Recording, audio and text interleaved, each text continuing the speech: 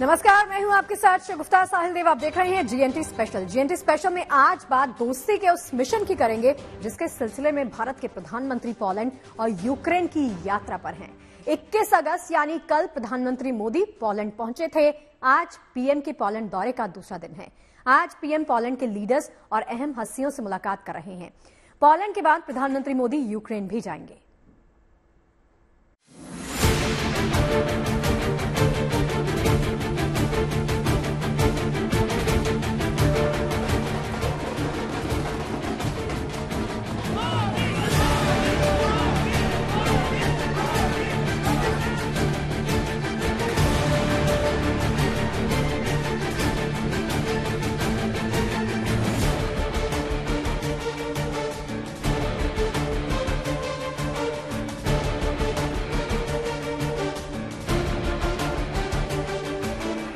खत्म हुआ 45 साल का इंतजार। पोलैंड की धरती पर भारत की जय जयकार।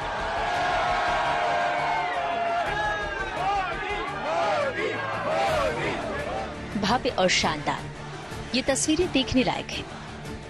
45 साल के लंबे इंतजार के बाद जब भारतीय प्रधानमंत्री पोलैंड राजधानी वॉर्सो पहुंचे तो एयरपोर्ट से लेकर होटल तक उनका शानदार स्वागत हुआ।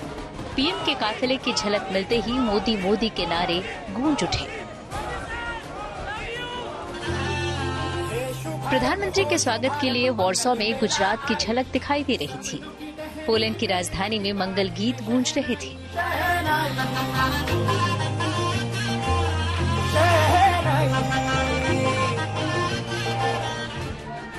पीएम मोदी की एक झलक पाने के लिए लोगों की भारी भीड़ हाथों में तिरंगा थामे पहुंची थी।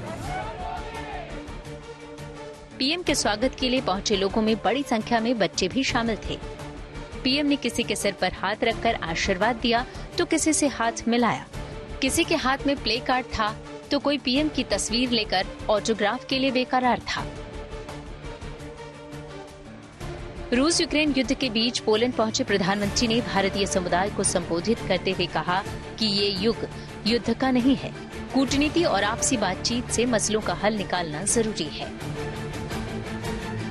बुद्ध की बात आती है तो जो युद्ध नहीं शांति पर विश्वास करती है।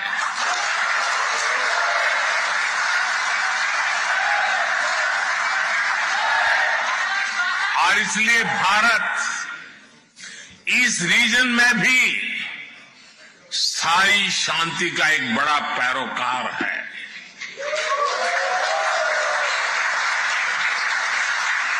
भारत का मत एकदम साफ है। ये युद्ध का युग नहीं है।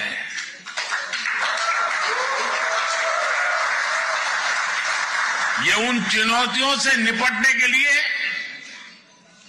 एकजुट होने का समय है जिनसे मानवता को सबसे बड़े खतरे हैं। प्रधानमंत्री ने इस मौके पर पोलैंड और भारत के रिश्तों का जिक्र भी किया। उन्होंने कहा कि संस्कृति से लेकर कबड्डी तक दोनों देश एक दूसरे से जुड़े हुए हैं। साथ ही युद्ध के समय में यूक्रेन की मदद के लिए पोलैंड की सराहना भी की। पीएम मोदी वॉर्सो में मोंटे कैसिनो स्मारक और कोल्हापुर परिवार के स्मारक पर पहुंचे और श्रद्धांजलि दी। मोंटे कैसिनो स्मारक दूसरे विश्व युद्ध के दौरान बनाया गया था। मोंटे कैसिनो स्मारक द्वितीय विश्व युद्ध के दौरान 1944 में मोंटे कैसिनो की लड़ाई में द्वितीय पोलिश कोर के सैनिकों की जीत की याद में बनाया गया था। पीएम मोदी ने वॉर्सो में नवानगर के जाम साहब को श्रद्धांजलि दी। दरअसल गुजरात के नवानगर के जाम साहब का पोलैंड से बेहद खास रिश्ता है। आज भी पोलैंड में उनका नाम बेहद सम्मान के साथ लिया जाता है। पोलैंड और भारत के बीच संबंधों के बारे में एक बहुत जो नायाब बात है वो ये है कि जब द्वितीय विश्व युद्ध हो रहा था, सेकेंड वर्ल्ड वॉर, तो सेकेंड वर्ल्ड वॉर के दौरान हिटलर की नाजी जर्मनी ने पोलैंड पर हमला कर दिया था। वहां पर लोगों को यातना दी जा रही थी, तो वहां से लगभग 6000 बच्चे उन्हें सुरक्षित भारत लाया गया था कि उनका भविष्य संवर सके, सुधर सके। और वहां महाराजा जामनगर, महाराजा ऑफ नावानगर रणजीत सिंह जी, वो उन्हें जामनगर लाए थे और वहां के स्कूलों में उन्हें दाखिला दिया था। कोल्हापुर के महाराजा ने भी उनको वहां पर शरण दी थी और करीब 5000 पोलैंड के बच्चे कोल्हापुर में थे और 1000 से ज्यादा गुजरात में जामनगर में थे। प्रधानमंत्री मोदी ने अपने संबोधन में भी भारत और पोलैंड के बरसों पुराने रिश्तों का जिक्र किया। साथ ही कई ऐसे पहलुओं को भी छुआ जिन्हें सुनकर वहां रह रहे भारतीय भावुक हो गए। सबसे बढ़िया हमको ये लगा कि उन्होंने जिस तरीके से स्टैटिस्टिक्स बताया कि हम कितने आगे हैं, वो हमें बहुत अच्छा लगा। प्राउड मोमेंट था सबके सामने और ऐसे ही हम आगे बढ़ना चाहते हैं। रोंगटे खड़े हो गए और उन्होंने इस बार जो आके हमें बोला कि सोशल सिक्योरिटी के बारे में हमारा और पोलैंड का कुछ समझौता हुआ है, इससे हमें फायदा होगा, उसके बारे में और जानना चाहेंगे। होपफुली अच्छी न्यूज आएगी।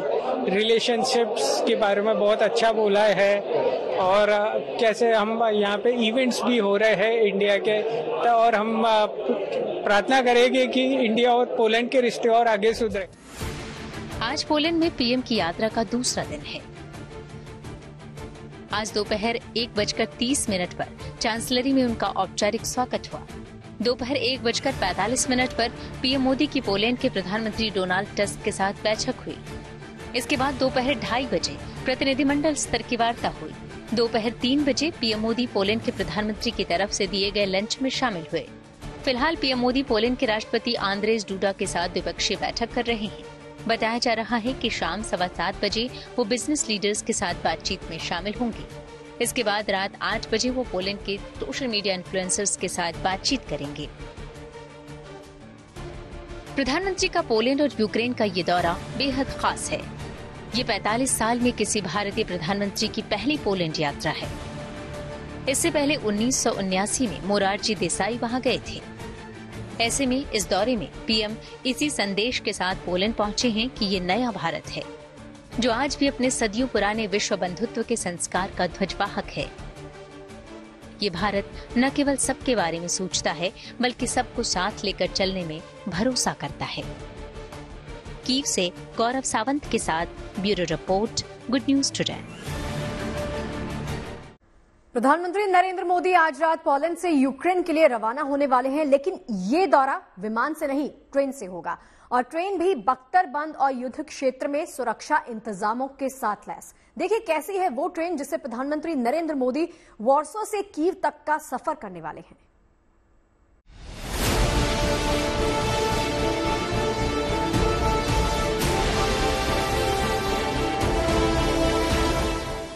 रेल फोर्स 1 यही है उस ट्रेन का नाम जिसके जरिए प्रधानमंत्री नरेंद्र मोदी पोलैंड से यूक्रेन की राजधानी कीव तक का सफर करेंगे। यूक्रेन से कूटनीतिक संबंध बनने के 30 साल बाद भारत के किसी भी प्रधानमंत्री का यूक्रेन दौरा होगा। इसके लिए वो रात भर सफर कर कीव पहुंचने वाली इस ट्रेन में सवार होंगे, जिसे रेल फोर्स 1 नाम दिया गया है। इसी ट्रेन से अगली सुबह वो कीव पहुंचेंगे। इस ट्रेन का इस्तेमाल युद्ध क्षेत्र में सुरक्षित सफर के लिए होता है। प्रधानमंत्री नरेंद्र मोदी इस स्पेशल ट्रेन में 20 घंटे बिताएंगे। पहले 10 घंटे पोलैंड से कीव तक जाने के दौरान और फिर यूक्रेन का दौरा पूरा कर अगले 10 घंटे पोलैंड वापस लौटते समय भी वो इसी ट्रेन से सफर करेंगे। दरअसल यूक्रेन में चल रही जंग की वजह से एयरपोर्ट्स बंद हैं और सड़क से सफर जोखिम भरा हो सकता है। यही वजह है कि यूक्रेन जाने वाले ज्यादातर नेता, पत्रकार और राजनयिक रेल फोर्स 1 से ही सफर कर रहे हैं। ये ट्रेन सिर्फ रात में चलती है। पोलैंड के वॉर्सो से रात में ट्रेन का सफर शुरू होता है। फिर ये ट्रेन पोलैंड की सीमा पार कर यूक्रेन में दाखिल होती है और 600 किलोमीटर का सफर कर कीव पहुंचती है। बता दें कि ये कोई साधारण ट्रेन नहीं है, बल्कि सुरक्षा के लिहाज से भी ये फुल प्रूफ ट्रेन है। दावा है कि इस पर कोई भी हमला कारगर नहीं हो सकता है। इसके अलावा इस ट्रेन में एक पूरा सुरक्षा दस्ता भी कीव आने वाले डेलीगेट्स के साथ चलता है। यानी इस ट्रेन में वो हर इंतजामात मौजूद हैं जो प्रधानमंत्री मोदी को वॉर जोन में एक सुरक्षा कवच प्रदान करेंगे। सुरक्षा के साथ साथ रेल फोर्स 1 का इंटीरियर भी बेहद शानदार है। इस लग्जरी ट्रेन को एक निजी कंपनी ने बनाया है, जिसमें मेहमानों की सुविधाओं का पूरा ख्याल रखा गया है। ट्रेन के अंदर शानदार इंटीरियर वाला आरामदायक बेडरूम भी मौजूद है। इसके अलावा ट्रेन की दूसरी बोगी में कॉन्फ्रेंस रूम भी है, जिसमें कीव दौरे पर आने वाले मेहमान मीटिंग कर सकते हैं। ट्रेन के अंदर सिटिंग अरेंजमेंट को लेकर इस बात का ख्याल रखा गया है कि राजनयिक दौरों के समय डेलीगेट्स को संबोधित भी किया जा सके। रूम और कॉन्फ्रेंस हॉल के अलावा ट्रेन में बेहतरीन डाइनिंग हॉल भी बनाया गया है। यूक्रेन युद्ध के बाद ये पहला मौका है जब प्रधानमंत्री मोदी कीव के दौरे पर जा रहे हैं, लेकिन उनसे पहले दुनिया के कई और नेता इसी रेल फोर्स 1 ट्रेन के जरिए कीव तक का सफर कर चुके हैं। अमेरिकी राष्ट्रपति जो बाइडेन, फ्रांस के राष्ट्रपति इमैनुअल मैक्रों, कनाडा के पीएम जस्टिन ट्रूडो, ब्रिटेन के पूर्व प्रधानमंत्री ऋषि सुनक, इटली की प्रधानमंत्री जॉर्जिया मेलोनी और जर्मनी के चांसलर ओलाफ स्कोल्स समेत 200 से ज्यादा राजनयिक युद्ध के बीच इस ट्रेन से यूक्रेन का दौरा कर चुके हैं। रेल फोर्स 1 जैसी आलीशान ट्रेन 2014 में क्रीमिया आने वाले सैलानियों के लिए बनाई गई थी, लेकिन युद्ध की शुरुआत के बाद से ये ट्रेन वीआईपी विजिटर्स और नेताओं को यूक्रेन की यात्रा करवाने के काम आती है। अक्सर ज़ेलेंस्की भी इसी ट्रेन से पोलैंड तक और फिर वहां से दुनिया के अलग अलग देशों का सफर करते हैं। आज रात प्रधानमंत्री मोदी युद्ध क्षेत्र में इसी से कीव की यात्रा करने वाले हैं। Bureau report, good news today. देखिए, यूक्रेन में भी पीएम मोदी के दौरे को लेकर खासा उत्साह देखा जा सकता है। भारत की दोस्ती का असर यूक्रेन में भी नजर आता है। हमारे सहयोगी गौरव सावंत यूक्रेन के कीव में एक ऐसे ही स्कूल में पहुंचे जहां के छात्र न केवल हिंदी पढ़ते हैं बल्कि उन्हें हिंदी और हिंदुस्तान से बेहद लगाव है। आइए आपको मिलवाते हैं यूक्रेन के इन नन्हे हिंदी भाषियों के साथ। यूक्रेन के इस स्कूल में प्रधानमंत्री नरेंद्र मोदी के यूक्रेन आने से पहले कितना उत्साह है यहां के यूक्रेनी स्कूली बच्चों में, हम उसके बारे में आपको विस्तार से बताएंगे। और इसमें उत्साह की एक वजह और भी है। ये जो यूक्रेनी बच्चे यहां पर सब बैठे हैं, छोटे छोटे यूक्रेनी स्कूली बच्चे जो हाथ हिला रहे हैं इस टेलीविजन स्क्रीन पर, ये सभी बच्चे हिंदी पढ़ रहे हैं और हिंदी के प्रति इनके मन में बहुत प्यार भी है। अब देखिए यहां पर किताबें किस तरह की है, सचित्र हिंदी व्याकरण तथा रचना। आप ये सोचिए, यूक्रेन के स्कूलों में यूक्रेन के बच्चे इस तरह की हिंदी पढ़ रहे हैं। और कौन सी किताब है उनके पास? रस भारती। हम इन बच्चों से बात करेंगे। देखिए, युद्ध काल में भी जब प्रयास होता है शांति का, तो उसमें भारत की महत्वपूर्ण भूमिका और भारत के प्रति रूस के यहां यूक्रेन के बच्चे में कितना प्रेम है, हम वो भी दिखाने का प्रयास कर रहे हैं। हम इन बच्चों से भी बात करेंगे। चलिए आपकी बात भी कराते हैं इन बच्चों से। आपका क्या नाम है? मेरा नाम ज़्लाता है। ज़्लाता, आप कितने साल की हैं? कितने साल? आप 6 साल की हैं। तो आप ये सोचिए, 6 साल की ये बच्ची हिंदी सीख रही है। और बेटा, आपका क्या नाम है? मेरा नाम सेवा है। सेवा। और आप कितने साल के हैं? मैं 11 साल हूँ। आप 11 साल के हैं। आपको हिंदी अच्छी लगती है? मैं 5 साल हिंदी सकता हूँ। आप 5 साल से हिंदी पढ़ रहे हैं, ये तो बहुत अच्छी बात है। क्या बोलते हैं? खराशो बोलते हैं, है ना? Very good, very good. जी हाँ, जी हाँ। है ना? तो आप हिंदी सीख रहे हैं। चलिए कुछ और बच्चों से भी हम बात करते हैं। लेकिन बच्चों के साथ साथ बच्चों के स्कूल की जो प्रिंसिपल है ना, आपका क्या नाम है? I am Oksana. ओक्साना। और ओक्साना जी, आप क्या करती हैं? आप यहाँ पर क्या है? प्रिंसिपल है। प्रिंसिपल, या ओक्साना। हिंदी के प्रति ये जो बच्चों का प्यार है ना, हाँ, ये जो मोरपंखी इन बच्चों को है, ये भारत के स्कूली बच्चों ने यूक्रेन के स्कूली बच्चों के लिए उपहार स्वरूप भेजा है। आपका क्या नाम है? मेरा नाम करीना सानी है। करीना। और आप कितने साल से हिंदी पढ़ रही हैं? आपको हिंदी अच्छी लगती है? 7। आप 7 साल से हिंदी पढ़ रही हैं। और आपका क्या नाम है? मेरा नाम सफिया है। आप हिंदी क्यों सीखती हैं? क्योंकि हिंदी यह बहुत सुंदर भाषा है और मुझे भारत बहुत पसंद है। हिंदी सुंदर भाषा है, भारत बहुत पसंद है। और आप हिंदी क्यों सीख रही हैं? क्योंकि मेरा पिताजी भारत से। आपके पिताजी भारत से हैं और आप आगे भी हिंदी सीखेंगे? क्योंकि मुझे हिंदी भाषा पसंद है। हिंदी भाषा पसंद है। आप ये देखिए ना, छोटे छोटे बच्चे, लेकिन सभी न केवल हिंदी बोलते हैं, हिंदी सीख रहे हैं। हिंदी फिल्में देखना चाहते हैं और इनमें से कई ऐसे हैं जो हिंदुस्तान आना भी चाहते हैं। संभवतः यही दोनों देशों के संबंधों को और मजबूत भी करेगा और प्रगाढ़ बनाएगा। देखिए 23 अगस्त यानी कल जब प्रधानमंत्री मोदी कीव में होंगे, तब उनके दौरे पर न सिर्फ अमेरिका और यूरोप बल्कि रूस की भी नजर होगी। जंग शुरू हुए करीब 900 दिन से ज्यादा हो चुके हैं। अरसे से यूक्रेन जंग की तबाही झेल रहा है। लगातार युद्ध रूस के भी हक में नहीं, इसीलिए शांति तो सभी चाहते हैं। तो क्या प्रधानमंत्री मोदी समझौते का कोई रास्ता निकाल पाएंगे? ये सवाल इस वक्त सभी के मन में है। खासकर यूक्रेन के लोगों को बहुत उम्मीदें हैं। देखिए कीव से हमारी एक्सक्लूसिव रिपोर्ट।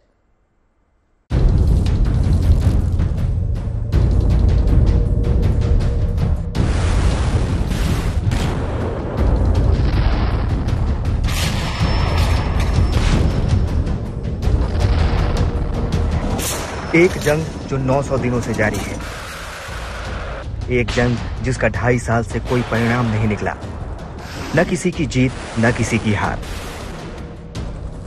शांति की तमाम कोशिशें नाकाम। यूक्रेन और रूस के बीच ये जंग इस वक्त बेहद निर्णायक मोड़ पर है। माना जा रहा है कि शायद विश्व युद्ध की वजह भी बन सकती है, क्योंकि अब यूक्रेन ने रूस पर पलटवार शुरू किया है। यूक्रेन की सेना ने रूस के बड़े इलाके पर कब्जा कर लिया है और ऐसे हालात में युद्ध के बीचों बीच प्रधानमंत्री नरेंद्र मोदी यूक्रेन पहुंचने वाले हैं। दिल्ली से पहले पोलैंड और वहां से ट्रेन के जरिए यूक्रेन। हैरत की बात नहीं कि यूक्रेन ही नहीं बल्कि पूरी दुनिया की नजर प्रधानमंत्री के इस दौरे पर टिक गई है। सबके जहन में बस एक ही सवाल है कि जंग के बीचों बीच क्या भारत के प्रधानमंत्री शांति का कोई पैगाम ला रहे हैं? इटली की तस्वीरें पूरी दुनिया को याद है, जब G7 समिट में पीएम मोदी जेलेंस्की से मिले थे, गले लगाया था और संवेदना के साथ उनकी बात सुनी थी। तो क्या पीएम मोदी यूक्रेन के दौरे में शांति दूत की भूमिका में है? प्रधानमंत्री नरेंद्र मोदी यूक्रेन पहुंचने वाले हैं। प्रधानमंत्री 23 अगस्त को जब यूक्रेन आएंगे तो युद्ध बहुत खतरनाक दौर से गुजर रहा होगा। रूस के राष्ट्रपति व्लादिमीर पुतिन ने साफ कर दिया है कि अब शांति वार्ता संभव नहीं है। ऐसी परिस्थिति में क्या कोई शांति का संदेश जो भारत लाएगा उसे सुनने के लिए रूस और यूक्रेन में कोई है? 8 जुलाई को रूस ने यह कहा था, रूस में प्रधानमंत्री नरेंद्र मोदी ने यह कहा था कि यह युद्ध का काल नहीं है। जब बच्चे मरते हैं, चाहे आतंक हो चाहे युद्ध हो, जब बच्चे उनकी जानमाल का नुकसान होता है तो बहुत पीड़ा होती है। शांति का प्रयास भारत लगातार कर रहा है और भारत ने कहा है अगर रूस और यूक्रेन चाहेंगे तो भारत हर संभव मदद करने को तैयार है। जेलेंस्की को गले लगाकर प्रधानमंत्री मोदी ने भारत के साथ यूक्रेन की दोस्ती का सबूत दिया। हालांकि तीसरी बार सरकार बनने के ठीक बाद वो मॉस्को दौरे पर गए और वहां राष्ट्रपति पुतिन के साथ उनकी जबरदस्त बॉन्डिंग दिखी। भारत रूस संबंधों के अलावा पीएम मोदी और राष्ट्रपति पुतिन की मजबूत दोस्ती को बयान करती इन तस्वीरों पर यूरोप और अमेरिका की नजर रही। पर स्वतंत्र विदेश नीति पर चलने वाले भारत ने किसी भी ऐतराज को महत्व नहीं दिया। यूक्रेन में सभी चाहते हैं कि जंग खत्म हो। यहाँ लोगों को उम्मीद है कि शांति में भारत और भारतीय प्रधानमंत्री की भूमिका हो सकती है। इसके अलावा इस कठिन समय में भारत का साथ आना यूक्रेन को हौसला देने वाला है। First, on our expectations for re-election, Prime Minister Modi, back in 2022 when the war started, made it very clear that India's position is that this is not era for war, and therefore peace solutions needs to be found. We, however, didn't see much in terms of concrete proposals how it could be done. So we definitely hope that this visit will give us more information as to what India's role will be in making those steps.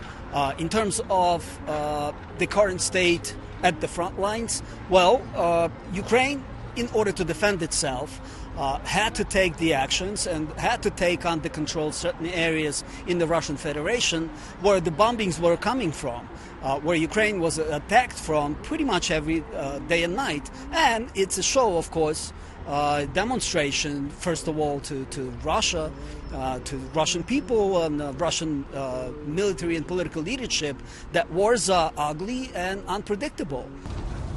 जब प्रधानमंत्री रूस के दौरे पर थे, उसी दौरान रूस ने यूक्रेन पर हमला किया था। बच्चों के अस्पताल पर हमले के बाद जेलेंस्की ने ट्वीट किया था कि ऐसे दिन दुनिया के सबसे लोकतांत्रिक देश के नेता का खूनी अपराधी से गले मिलना बहुत निराशाजनक है। अब जेलेंस्की के न्योते पर प्रधानमंत्री मोदी ने न सिर्फ यूक्रेन बल्कि पूरी दुनिया को एक बड़ा मैसेज दिया है। माना जा रहा है कि प्रधानमंत्री मोदी के दौरे में यूक्रेन के साथ रक्षा तकनीक के साथ आर्थिक मुद्दों पर भी अहम समझौते हो सकते हैं। कीव से गौरव सावंत के साथ bureau report, good news today. और चलिए जीएनटी स्पेशल में फिलहाल के लिए इतना ही, लेकिन देश और दुनिया की तमाम अच्छी खबरों के लिए आप देखते रहिए गुड न्यूज टुडे।